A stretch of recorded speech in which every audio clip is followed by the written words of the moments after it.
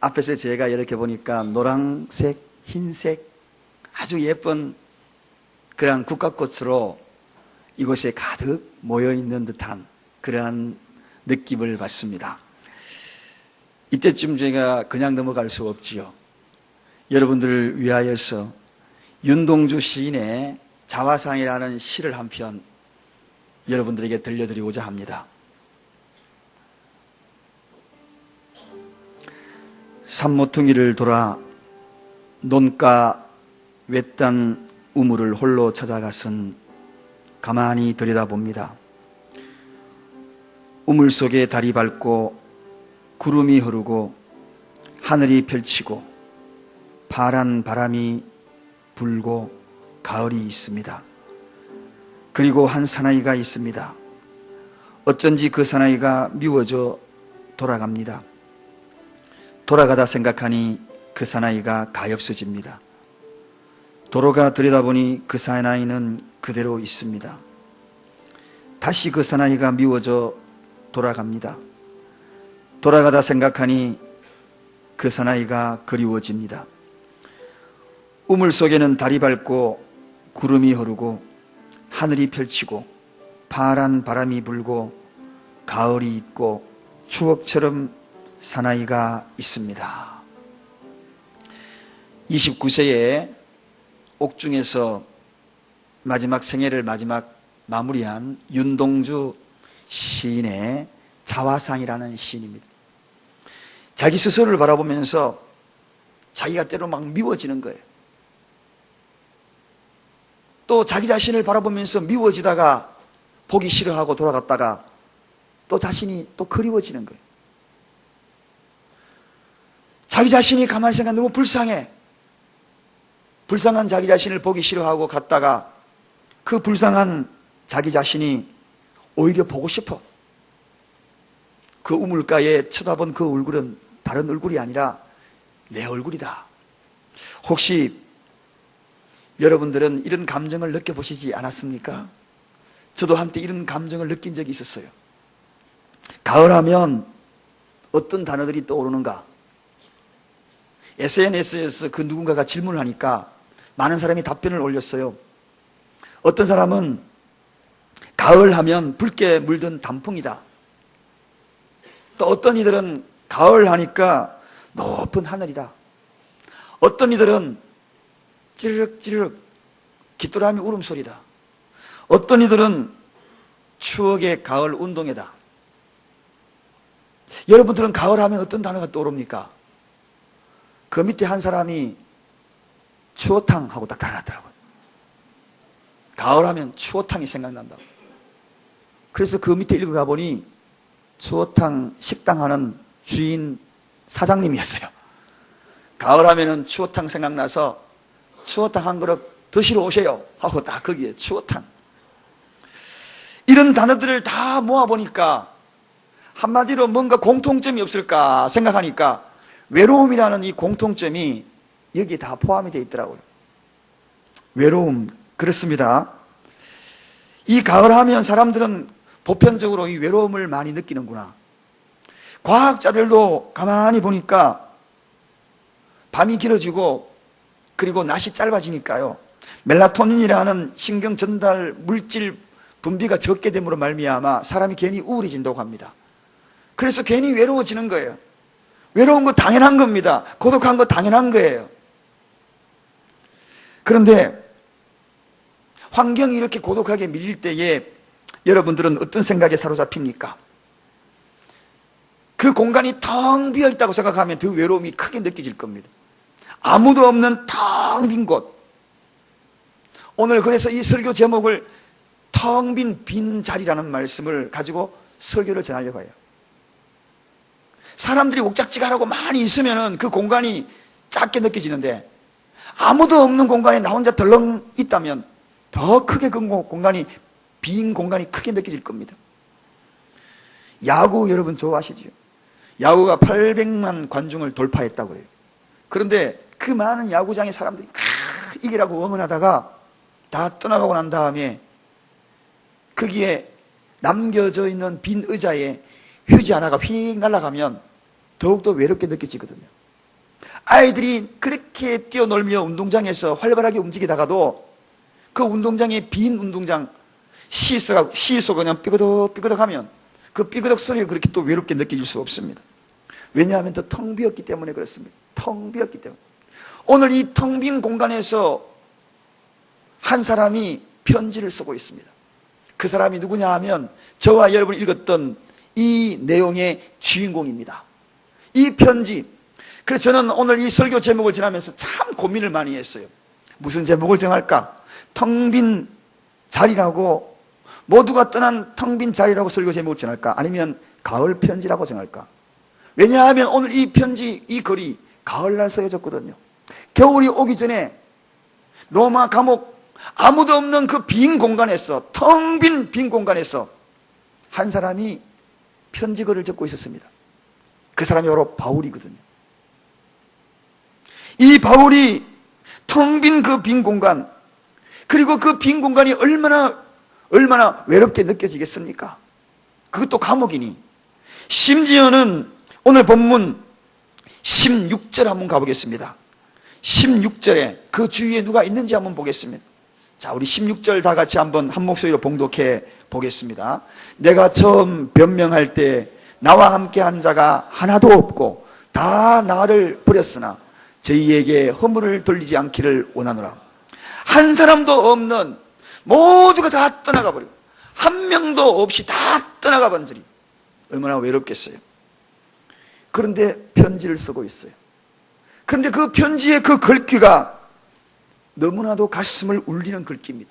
오늘 17절에 첫째 줄만 한번 읽어보겠습니다. 자, 다 같이 읽습니다. 시작. 주께서 내 곁에 서서. 할렐루야. 아무도 없는 빈 공간, 다 떠난 그 자리, 누구도 곁에 없는 그 자리에 한 분이 옆에 계셨대요. 주께서 내 곁에 서서. 주께서 내 곁에 서서.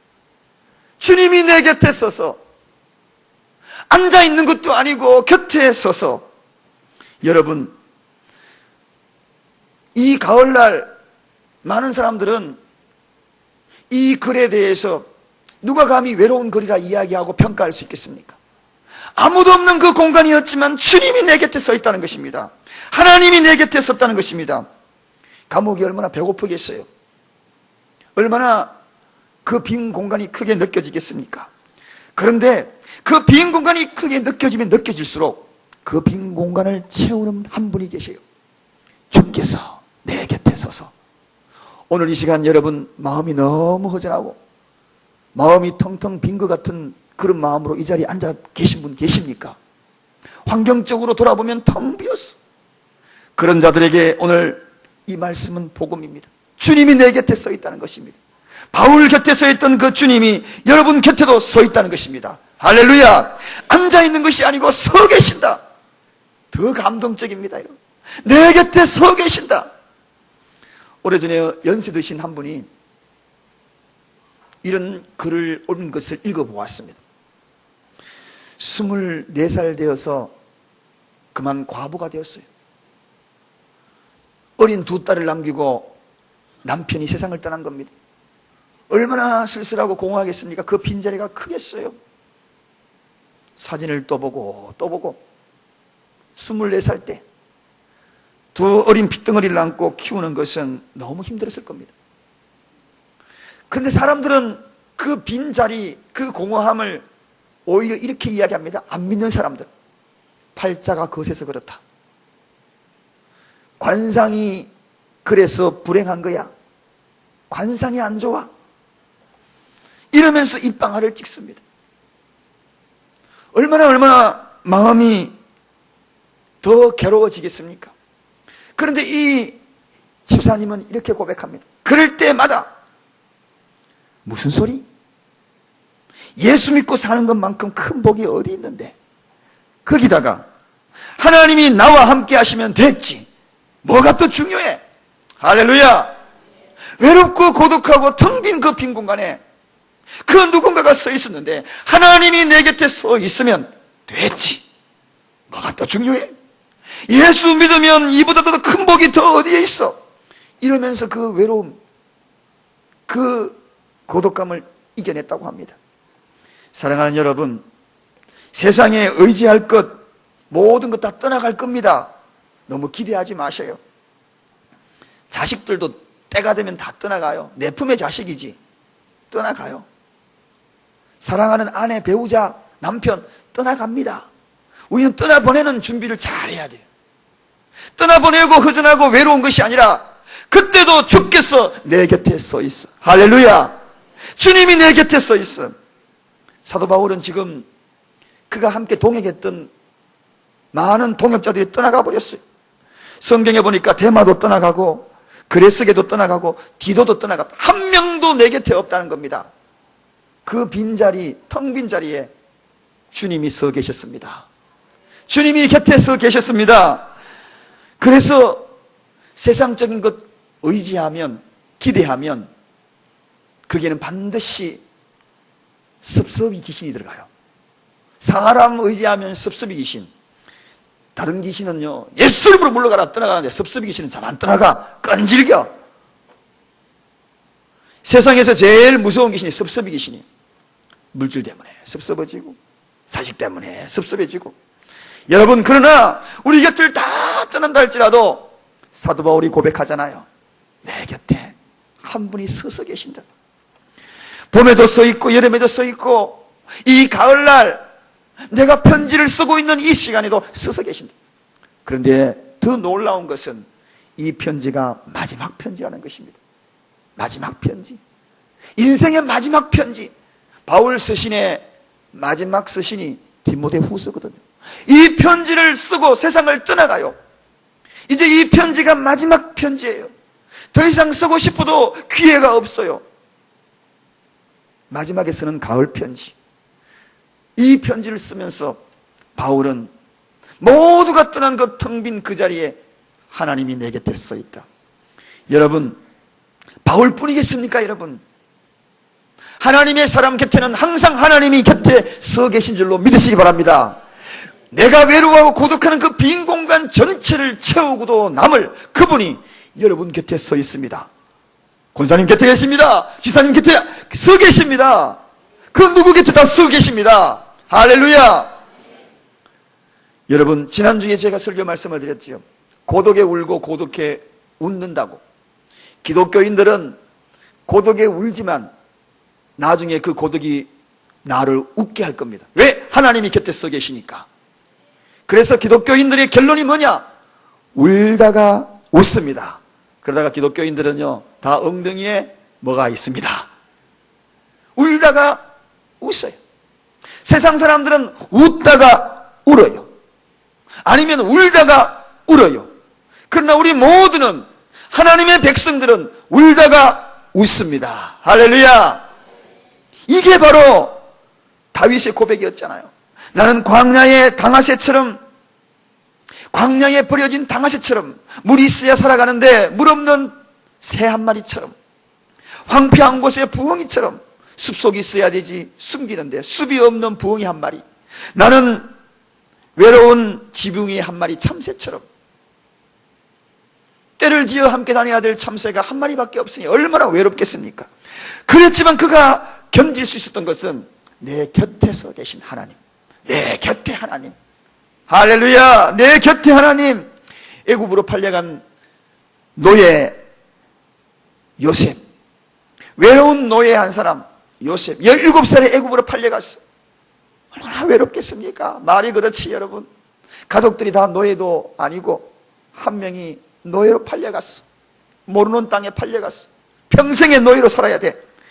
그런데 오늘 이 노예로 팔려간 이 요셉이 고독해서 외로워서 고독사했다고 적혀 있습니까? 그렇지 않습니다.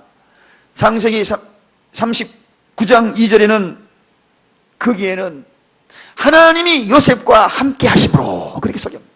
하나님이 요셉과 함께 하심으로. 성경은 단호히 선포합니다. 여러분, 질병 걸렸다고 혼자인 줄 아십니까? 사업이 망했다고 혼자인 줄 아십니까? 내 곁에 모든 사람이 떠나가 있다고 혼자인 줄 아십니까? 모든 것을 잃어도 사람들은 다 떠나가도 여러분 곁에 우두커니 서 계신 분이 계십니다. 그 모습을 지켜보는 분이 계셔요. 여호와께서 내 곁에 서서 할렐루야. 이 편지 쓰고 마지막 순간, 내 생명이 다하는 그 순간에도 마지막 가을 편지를 쓰고 있는 텅 빈 감옥에서도 하나님이 곁에 서 계셨다는 것입니다.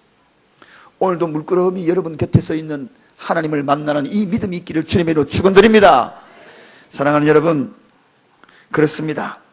사업을 하는 사람들이 결제하지 못해가지고 돈을 지불해야 되는데 이리저리 계산기를 두드리다가 모두가 떠난 사무실에 혼자 있는 사업가들, 외로운 사업가들 많아요. 그러나 하나님은, 하나님의 사람은 그 곁에 하나님이 서 계심을 믿으시길 바랍니다. 그뿐만 아닙니다. 병실에도 마찬가지입니다. 오늘 이 시간에 인터넷 방송을 보고 있는 모든 분들, 하나님이 그 병실에 여러분 곁에 서 계십니다. 가장 좋은 그러한 도우미로 여러분 곁에 서 계십니다. 텅 빈 내 가슴에 그 누구도 채울 수 없는 그러한 외로움, 그 외로움 속에 하나님이 곁에 서 계십니다. 그런데 곁에만 서 계시면 뭐합니까?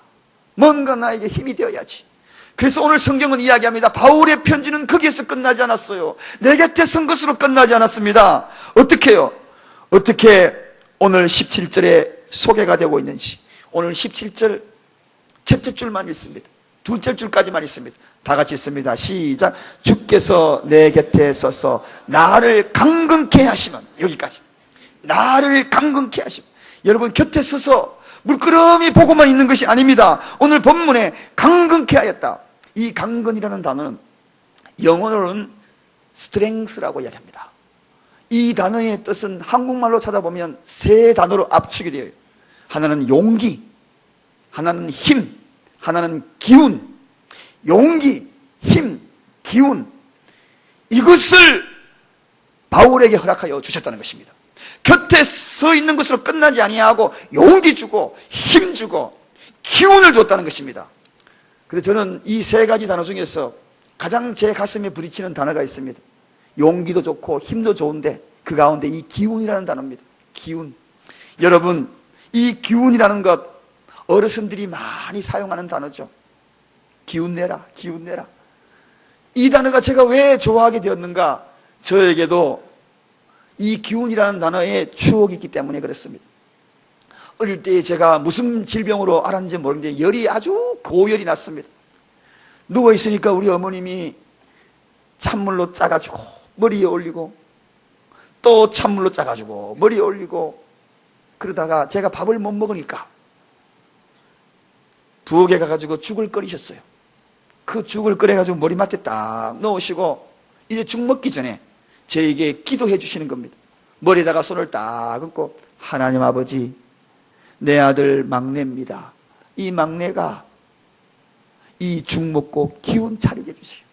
기운 차리게. 그 기도를 하시더라고요. 기운 차리게 해달라고. 어릴 때 제 마음에 기운 차린다는 것은 뭔가 모르게 그때 제한테 전체적으로 힘이 와 받는 걸 느꼈습니다. 기운 차리게 해달라고. 제가 이 기운의 단어의 뜻이 뭔지 아십니까? 기운이라는 것은 눈에 보이지 않는 힘이 오감으로 느껴지는 현상. 이게 사전에 나와 있는 거예요. 눈에 보이지 않는 그러한 힘이 오관. 오관이 뭐냐? 5가지. 눈과 혀와 귀와 코와 피부. 거기에 뭔가 와닿는 느낌으로 힘을 느껴지는 것. 이게 기운입니다. 그때에 나도 모르게 뭔가 내 몸에 오간으로 느껴지는 힘이 있다는 겁니다. 제가 그거 먹고 일어나서 논바닥으로 또 놀러 갔지요. 깡통 차고 놀러 갔지요. 기운 차리네, 기운 차려. 오늘 이 시간에 오관으로 여러분에게 하나님의 메시지가 여러분의 마음속에 자극함으로 기운 차리시길 바랍니다. 눈으로 느껴지고 코로 느껴지고 피부로 귀로 그런 것들이 내 마음속에 보이지 않는 그 힘에 의하여, 말씀에 보이지 않는 그 힘에 의하여 여러분이 힘에 공급받는 이 시간 되기를 바랍니다. 그렇습니다. 여러분, 바울은 지금 그걸 느꼈다는 겁니다. 하나님이 나를 강건케 했다. 이 말은 기운 차리겠다는 것입니다. 지치고 힘이 없고 그리고 포기하고 싶어도 포기하지 않아야 될 이유가 여기에 있습니다. 왜? 하나님이 강건케 하여 주시니까, 하나님이 기운 주시니까. 세상 사람들은요, 말하기 좋아서 말하지만 사실은 김 빠지는 이야기 정말 많아요. 기운 차리게 하는 이야기가 오히려 김 세게 하는 이야기가 얼마나 많은지 모릅니다. 잘 나갈 때 내 주위에 사람이 있지요. 조금 안 나가 보십시오. 내 주위 다 떠나가잖아요. 은행도 한번 볼까요? 은행이 여러분 잘 나갈 때 대출 많이 해주잖아요. 신용도 좋으면은. 근데 여러분 신용이 없고 그리고 부도나 보세요. 대출해 줍니까? 오히려 신용 불량자고 딱 찍혀 있어요. 사람 은행도 그렇게 해요. 낙인 찍어가지고 나를 멀리해요. 오늘 본문에 다 바울을 버리고 갔다. 한 사람도 빠짐없이 다 버리고 갔는데 주께서 내 곁에 서서 나에게 기운 차리라고, 기운 차리라고, 기운 차리라고. 이 시간 밥맛 없는 분, 이 시간 힘도 없고 의욕도 없는 분, 하나님의 성령의 기운이 여러분에게 임하시기를 주님의 이름으로 축원드립니다. 그래야 기운이 불쑥불쑥 오관으로 느껴지시기를 주님의 이름으로 축원드립니다. 성령은 기운입니다, 여러분. 성령은 우리에게 기운을 주시는 겁니다. 보이지 않는 힘으로 나에게 다가와가지고 나의 오간을 자극하여서 다시 내 생애에 힘을 주고 용기를 주는 것이 바로 성령입니다. 여러분, 엘리야가 죽기를 각오하고 로뎀나무 아래에 가가지고 주님 나를 죽여주옵소서, 살이 죽겠습니다. 인생에 사람 뭐합니까? 그럴 때에 하나님께서 그에게 성령의 기운이 임합니다. 아주 미세한 음성으로 성령이 그에게 다가갑니다. 그럴 때에 그 성령의 기운이 이 엘리야에게 임하자마자 성경은 기록하고 있어요. 얼마나 기운 차렸는지 40일 주야를 달려갔다. 40일 밤낮을 달려갔대. 세상에 40일 밤낮으로 달려갈 수 있는 것이 성령의 기운입니다. 오늘 그 기운을 얻기를 주님의 이름으로 축원드립니다. 오직 여호와를 앙망하는 자는 새 힘을 얻으리라.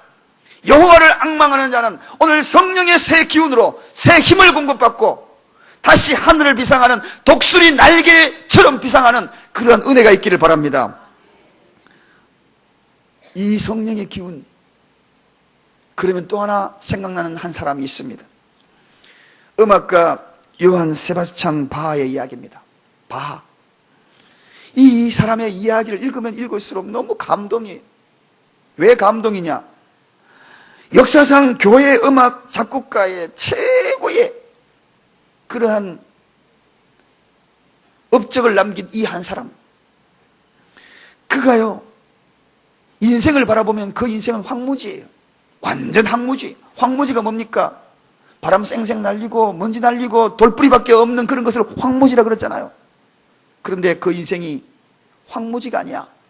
황무지였던 인생, 그 환경 속에서 장미꽃을 피웠어요. 가시밭 같은 인생에서 백합화 향기를 날렸어요. 수없는 그러한 곡들, 경배, 찬양, 감사의 노래로 불후의 명작들을 남깁니다. 그가 작곡한 칸타타, 오라토리오, 그 모든 것들로 기독교 음악에 핵을 긋습니다. 그의 인생이 어땠는가? 10살 전에 양 부모님이 돌아가셨어. 아버지 돌아가시고 한 분도 아니고 어머니까지 돌아가셨어요. 너무 불쌍하지 않습니까? 어릴 때. 오늘 이 가운데 그런 분 없으십니까? 바하의 이야기가 어쩌면 여러분의 이야기 될 수 있습니다. 또 형이 있었지만 아주 심술궂어가지고 동생처럼 대하지 아니하고 자기가 먹여 살려야 된다고 몹시 미워합니다. 너 때문에 내가 고생한다고. 그런 집안 있지요. 동생 차례 안 태어났으면 좋지. 네 동생 태어나가 내가 너 먹여 살린다고. 나 혼자 살기도 힘든데 부모님 어머니 내 형 노릇한다고 죽을 지경이다 하면서 꿀밤 툭툭 집었고 그렇게 성장했어요. 결혼 생활도 원만치 못했습니다. 첫 결혼을 해가지고 자식을 7 낳고 13년 만에 아내가 세상을 떠납니다. 그것도 이 바하가 연주 여행을 떠났다가 돌아오니까 이미 장례식까지 다 끝나버렸어. 자기 아내 얼굴도 못 봤어. 얼마나 비극적입니까, 여러분? 사랑하는 아내의 얼굴도 못 보고 장례식까지 끝나가지고 덩그러니 남겨져 있는 7 자식들 바라보니 기가 막히죠. 기가 막혀. 그래서 할 수 없어서 새로 재혼을 합니다. 재혼을 해가지고 그 아내와 또 자식을 낳아서 도합 20명이 됩니다. 몇 명이요? 가난한 집안에 원래 자식들이 많아. 줄줄이 그냥 자식만 쭉. 그런데 불쌍한 거는 그 20명 중에 10명이 먼저 세상을 떠났어. 키우다가 조금 키우다가 죽고 오늘 또 죽었네 생각하고 또 장례식 치르고 얼마 몇 달이 아니라 또 한 사람 죽고 또 한 사람 10명을 먼저 세상을 떠나보내니 이 아버지의 마음이 어떻겠습니까, 여러분? 자식 잃은 아버지, 자식 먼저 세상 떠난 그 부모의 마음은 땅에 묻는 것이 아니라 가슴에 묻는다 그러잖아요. 우리 교회에도 그런 분들이 계시는데 정말 오늘 이 말씀 듣고 위로받으시기를 주님의 이름으로 축원드립니다. 여러분들은 위대한 하나님 사람입니다. 봐도 그랬습니다. 그리고 그 살아있는 10자식 중에서 정신 박야 자식이 또 있었어요. 그것뿐만 아닙니다. 자신도 늙어서 장님이 되어버렸네. 장님이 되어버렸어. 황무지라도 이처럼 이런 황무지. 세상에 사람 소개하다가도 이처럼 비참한 사람 소개한다는 거 정말 제 입으로도 이야기하기가 부끄럽습니다. 그러다가 뇌출혈로 쓰러져가지고 또 하반신이 마비가 되어가지고 반신불구가 되었네. 세상에. 경제적으로 부유했는가? 그게 아닙니다. 너무 가난하게 살았어요. 둘째로 결혼한 그 아내도 이 바하보다 먼저 세상을 떠납니다. 그때의 장례식 치를 돈이 없어가지고 정부에서 보조해주는 빈곤한 사람들에게 빈민 구제비를 통하여서 장례식을 치러요. 그 정도로 가난했던 사람, 그 정도로 황무지 같은 인생. 그런데 그가 장엄한 찬양, 경배, 감사, 불후의 명작들을 남깁니다. 그 명작들 끝에는 이렇게 기록합니다. 세 영어 단어를 씁니다. S, D, G. 요거를 끝에다가 딱 써놔요. S, D, G. 이게 무슨 뜻이냐고요? 영어로 S는 soul이라는 오직이라, 오직. 그리고 D는 대오라는 약자입니다. D. G는 글로리아, 약자입니다. 이 말은 한마디로 얘기하면 오직 하나님께 영광, 오직 하나님께 영광. 이런 고난을 겪으면서도, 이런 황무지 같은 인생에서도 오직 하나님께 영광. 여러분, 왜 그랬을까요? 무슨 힘이 있어서 그랬을까요? 하나님이 곁에 서서, 하나님이 그때마다 쓰러질 때마다 기운을 주셨기 때문입니다. 할렐루야. 성령의 기운을 주신 것입니다. 그때 인생을 포기하려고 할 때 그때마다 하나님이 기운 주시니까 또 일어나고, 오관으로 느끼는 그 힘으로 또 일어나고, 하나님이 흙으로 사람을 지으시고 생기를 그 코에 불어넣으시니 사람이 생명이 된지라. 흙 같은 존재, 깨어질 같은 이 토기 같은 내 인생에게 하나님이 생기를 불어넣으시니 사람이 생명이 된지라. 성령의 사람이 된지라. 오늘 이 시간 하나님의 생기가 여러분에게 임하기를 바랍니다. 하나님의 기운이 들어가기를 바랍니다. 이 기운 차리시기를 바랍니다. 인생 텅 빈 공간에 지하 감옥에 있었던 이 바울도 기운 차렸습니다. 마지막 인생의 편지, 죽음을 앞두고 사형장의 이슬로 사라질 이 인생의 마지막 순간에도 나는 기운이 펄펄 넘친다. 오간으로 지금 내가 느끼고 있어. 이것이 바로 바울의 고백입니다. 이 고백이 어디 바울만의 고백이 되겠습니까? 저의 고백이고 여러분의 고백이 되기 바랍니다. 마지막입니다. 이 고백만으로 끝난 게 아닙니다. 오늘 18절 다시 한번 가보겠습니다.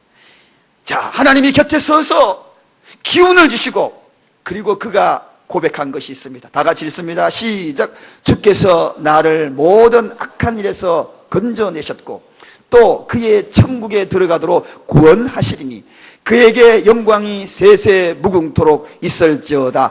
아멘. 더 이상 토달지 말라는 겁니다. 하나님이 나를 건져주시고 구원하여서 천국문에 들어갈 그런 모든 것들, 그것도 영영 세세 무궁토록 함께 하실 것이니까 나는 이 시간에도 이 텅 빈 공간에서도 나는 행복할 수 있어. 아멘. 아멘. 여러분, 그렇습니다. 여러분, 멋지지 않습니까? 여러분, 죽음이 임박하여 내 눈앞에 있고 인생의 마지막 겨울이 다가오면 나는 끝이야. 이제 가을을 맞이하고 이 가을이 지나면 겨울 되면 내 인생은 끝이야. 가을 편지, 그 속에 주께서 나를 악한 일에서 건지실 것이고 천국으로 돌아가도록 구원하시리니 나는 그와 함께 영광이 영원토록 함께 할 거다. 여러분, 어느 학교 선생님이 5만원권 동전 하나를 내었습니다. 이 5만원권 동전 하나를 들고 아이들에게 이야기합니다. 얘들아, 이 5만원 가지고 싶은 사람 손들어. 그러니까 애들이 저야. 그래? 너무 많아가지고 한 사람을 줘야 되는데, 에이, 자, 이 5만원권 꾸겨진 거 가질 사람 손들어. 그러니까 또 저야 그러거든. 선생님이 일도 많아서 안 되겠어. 이쪽으로.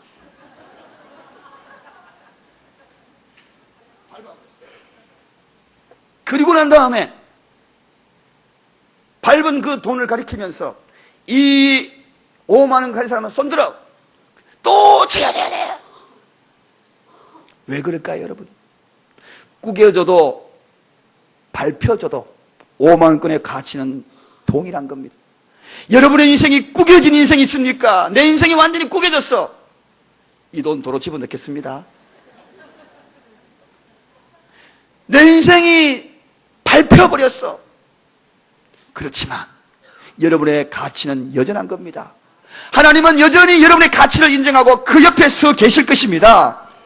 하나님은 여러분의 가치만 인정할 뿐만 아니라 서 계신 것만, 그것만 아니라 기운을 주시고 힘내라, 용기 내라, 오간을 통하여 보이지 않는 힘을 통하여 여러분을 붙들고 계시고, 거기에서 끝났나요? 그렇지 않아요.